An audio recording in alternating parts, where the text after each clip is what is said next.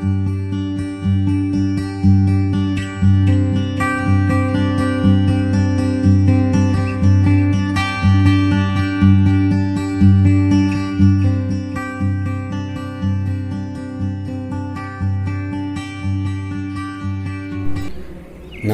श्री महाकाली शक्तिपीठ ज्योतिष संस्थान के YouTube चैनल ज्योतिष रहस्य में आप सभी का स्वागत है। आज हम इस वीडियो में गुण मिलान में नाड़ी दोष, भकूट दोष, गण महादोष, निर्दूर दोष आदि का क्या परिहार है, इस विषय में जानेंगे। इस वीडियो के पार्ट 1 में आपने जन्म कुंडली मिलान और गुण मिलान में क्या अंतर है और पंचांग के द्वारा गुण मिलान कैसे किया जाता है, इसके बारे में जाना था। आज हम जानते हैं यदि 50% 36 में से 18 है या उससे अधिक गुण मिल जाए और नाड़ी दोष, भकूट दोष, गण महादोष हो तो इन दोषों का क्या परिहार है। तो आइए सबसे पहले जानते हैं नाड़ी दोष के विषय में और उसके परिहार के बारे में। प्रत्येक नक्षत्र की एक नाड़ी संज्ञा होती है। अश्विनी नक्षत्र की आदि नाड़ी है, भरणी नक्षत्र की मध्य नाड़ी है, कृत्तिका नक्षत्र की अंत्य नाड़ी है, रोहिणी नक्षत्र की अंत्य नाड़ी है, मृगशिरा नक्षत्र की मध्य नाड़ी है, आर्द्रा नक्षत्र की आदि नाड़ी है। तो इस प्रकार प्रत्येक नक्षत्र की एक नाड़ी संज्ञा होती है। यदि गुण मिलान में लड़के और लड़की दोनों के जन्म नक्षत्र एक ही नाड़ी में हो, आदि नाड़ी में हो, मध्य नाड़ी में हो या अंत्य नाड़ी में हो, तो इसे नाड़ी दोष कहते हैं। तो यदि नाड़ी दोष हो तो 28 गुण मिलने पर भी शास्त्रों में संबंध करने की आज्ञा नहीं मिलती। तो नाड़ी दोष का परिहार देखना नितांत आवश्यक है। तो आइए जानते हैं नाड़ी दोष के परिहार के विषय में। लड़का और लड़की दोनों की जन्म राशि एक हो और जन्म नक्षत्र अलग अलग हो तो नाड़ी दोष का परिहार हो जाता है। और यदि दोनों की जन्म राशि अलग अलग हो और नक्षत्र एक हो तब भी नाड़ी दोष का परिहार हो जाता है। लड़का लड़की दोनों के जन्म नक्षत्र एक हो, जन्म राशि भी एक हो, लेकिन जन्म नक्षत्र का चरण अलग अलग हो तब भी नाड़ी दोष का परिहार हो जाता है। ऐसा शास्त्रों में स्पष्ट निर्देश है।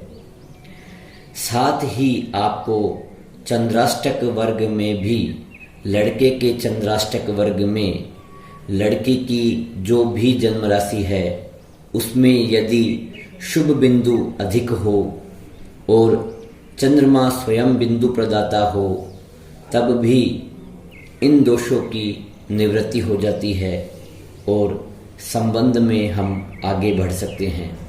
इसी प्रकार लड़की के चंद्राष्टक वर्ग में लड़के की जो भी जन्म राशि है उसमें शुभ बिंदु अधिक हो, चंद्रमा स्वयं बिंदु प्रदाता हो, तब भी ये नाड़ी दोष, गण महादोष, भकूट महादोष, इन दोषों का निराकरण हो जाता है, संबंध कर सकते हैं।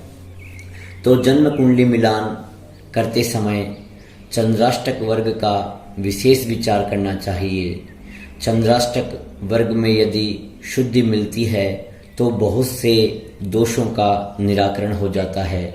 भकूट दोष का, गण महादोष का, नाड़ी दोष का, निर्दूर दोष का, इन सभी का निराकरण चंद्राष्टक वर्ग द्वारा कर सकते हैं।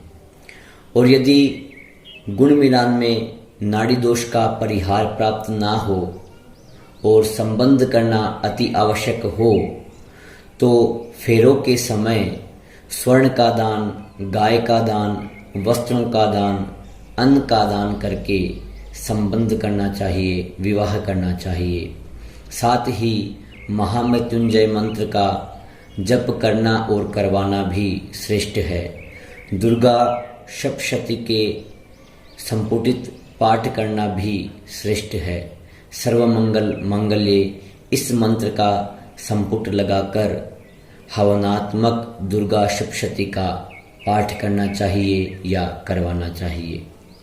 ये वैदिक उपाय तभी करने चाहिए जब आपको नाड़ी दोष का परिहार ना मिले और संबंध करना अति आवश्यक हो। आइए अब जानते हैं भकूट दोष के बारे में और भकूट दोष के निराकरण के बारे में। यदि लड़का और लड़की दोनों की जन्म राशि में षडाष्टक हो, नवम पंचम हो या द्विर्द्वादश हो तो इसे भकूट महादोष कहते हैं। इस बारे में हमने इससे पहले वाले वीडियो में आपको भकूट दोष के बारे में बताया था।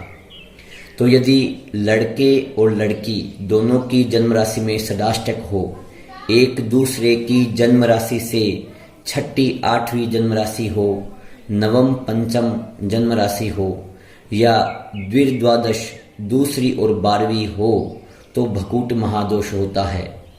तो इसका क्या निराकरण है, आइए इस बारे में जानते हैं। यदि राशियों के अधिपति एक ही हो या आपस में मित्र हो तो भकूट महादोष की निवृत्ति होती है, निराकरण होता है।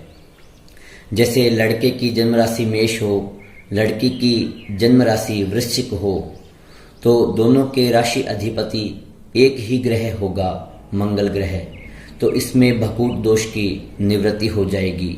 इसी प्रकार यदि नवम पंचम भकूट दोष में राशियों के अधिपति एक हो या आपस में मित्र हो तब भी भकूट महादोष की निवृत्ति हो जाती है।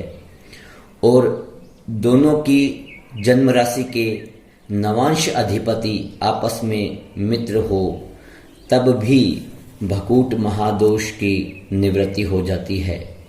इसी प्रकार गण महादोष हो, गुण मिलान में यदि गण महादोष हो तब भी इसी प्रकार आपको विचार करना है। यदि दोनों के राशि अधिपति एक हो, नवांश के अधिपति एक हो या आपस में मित्र हो तो गण महादोष, भकूट महादोष, राशिस दोष, इन सभी दोषों की निवृत्ति हो जाती है।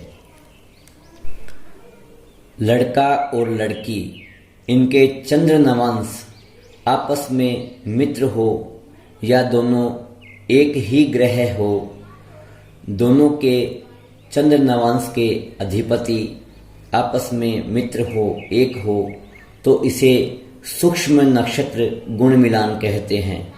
इस प्रकार का गुण मिलान होने पर वर्ण, वश्य, तारा, योनि, राशिस, गण महादोष और भकूट महादोष, इन महादोषों की निवृत्ति होती है। यह एक विशेष विचार है जिसको आपको प्रत्येक गुण मिलान के समय अवश्य करना चाहिए। इसी प्रकार यदि निर्दूर दोष हो, जैसे मान लीजिए लड़की का जन्म नक्षत्र अश्विनी हो, लड़के का जन्म नक्षत्र भरणी हो तो इसे निर्दूर दोष कहते हैं। लड़की के जन्म नक्षत्र के ठीक बाद लड़के का जन्म नक्षत्र हो तो इसे भी बहुत अशुभ माना है, दोष माना है।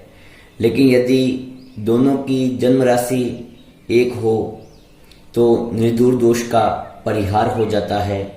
और साथ ही यदि गुण मिलान में 18, 20, 25 या उससे अधिक गुण मिलते हों, नाड़ी दोष आदि का अभाव हो तब भी निर्दूर दोष का निराकरण हो जाता है।